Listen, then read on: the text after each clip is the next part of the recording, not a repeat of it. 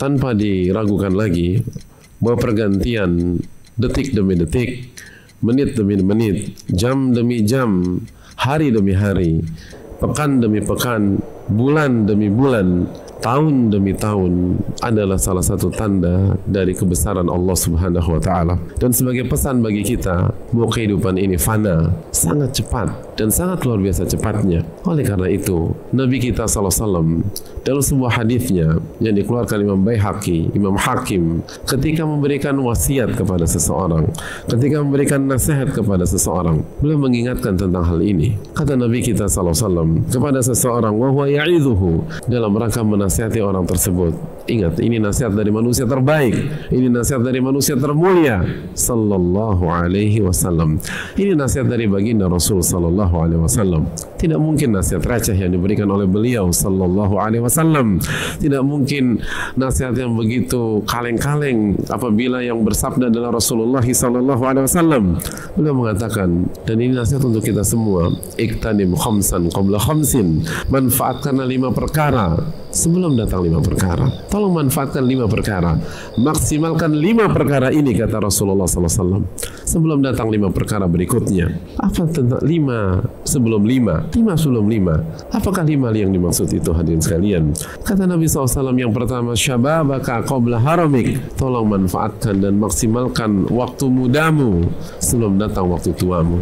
Waktu muda sering dijelaskan para ulama adalah waktu pada saat kita balik sampai kita usia 40 tahun.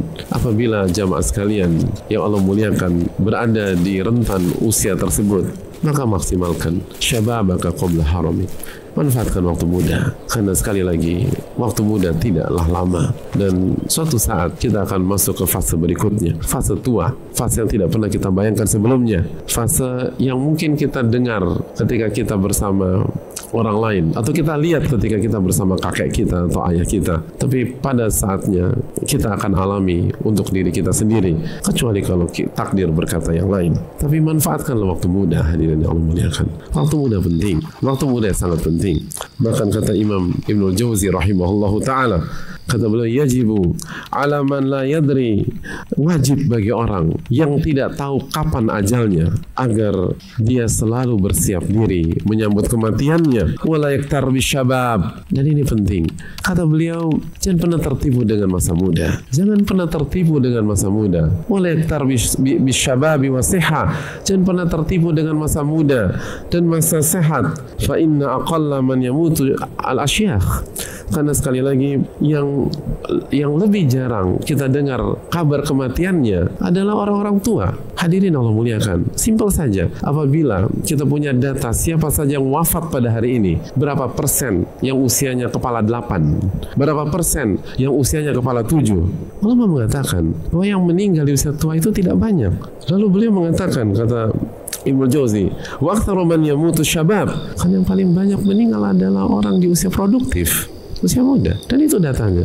Apabila kita mau cek data siapa yang meninggal di Jakarta kemarin, coba cek berapa persen kepala 8 sekali lagi, berapa persen kepala 7, minoritas ada sekali. Yang paling banyak adalah yang usia produktif. Oleh karena itu, jangan pernah tertipu dengan masa muda dan masa produktif, karena itu fakta yang dijelaskan oleh para ulama. Maksimalkanlah, iktanim khamsan qabla khamsin, syababaka qabla haramik, masa mudamu sebelum masa tuamu, karena masa di mana kita akan melemah itu akan datang, kecuali lagi-lagi ajal menjemput kita. Lalu yang kedua, jemaah sekalian Allah muliakan, Nabi kita alaihi mengatakan, wasihhataka qabla saqamik, waktu sehatmu sebelum waktu sakitmu. Manfaatkanlah ketika kita sehat, hadirin, karena sehat itu tidak selama-lamanya. Manfaatkan ketika kita sehat sebelum datang waktu sakitmu. Sakit itu akan datang, kecuali sekali lagi Allah mentakdirkan lain. Tapi secara umum demikian.